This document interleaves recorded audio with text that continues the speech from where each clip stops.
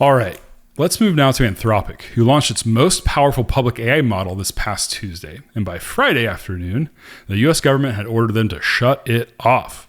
The feds issued an export control directive against Claude. That's a good Freudian sleep. Export control. That export control directive against Claude Fable 5 and Mythos 5, citing national security threat from a discovered jailbreak. Anthropic complied and then immediately called the directive legally unsound. What's your take on that one, Mike? Okay, I'm going to both agree with Anthropic and then criticize them. Okay. So let's start with the critique.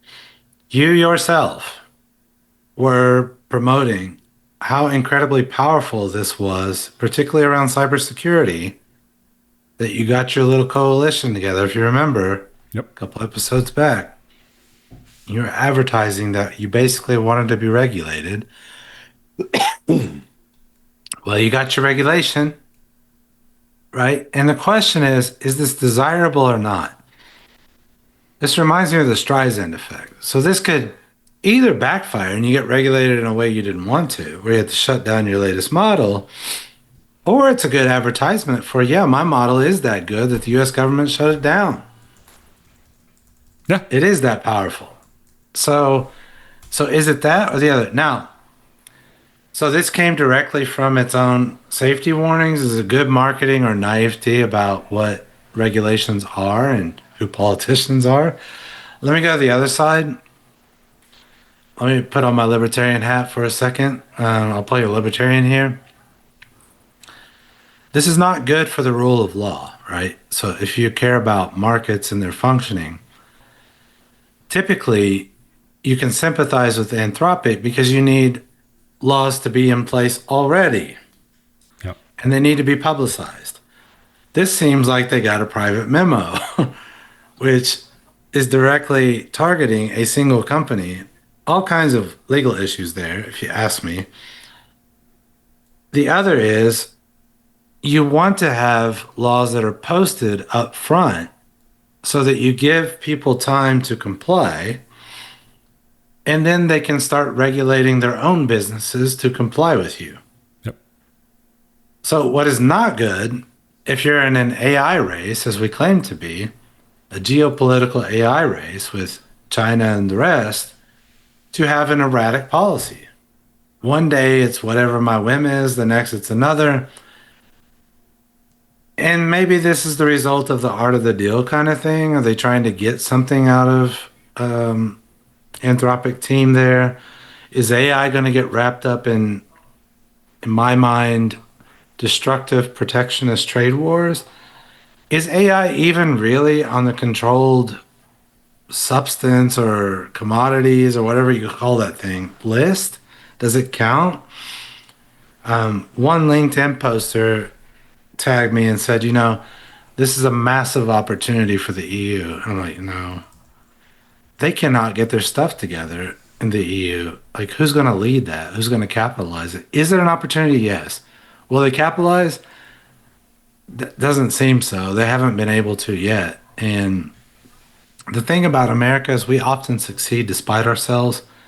And this is probably one of those cases. But I really think probably what we're going to need here, and I'm not a big fan of jumping out in front of regulation. You know that about me. Yeah.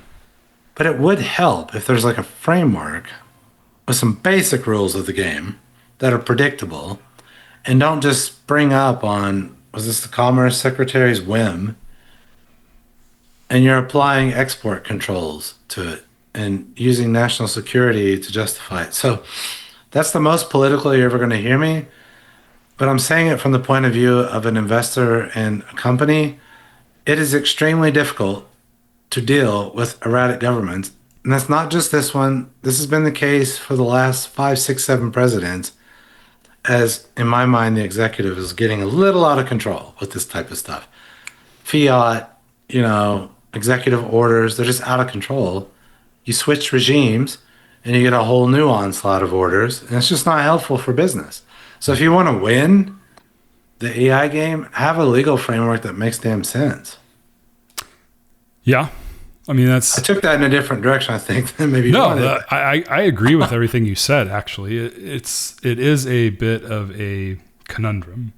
Ideally, we would have. We're just moving so fast, and government moves so slow, and it moves slowly by design. I think because everything needs to be thoughtful. That is actually. This is a case where it should have the framework, but move slowly and not be erratic. Yeah.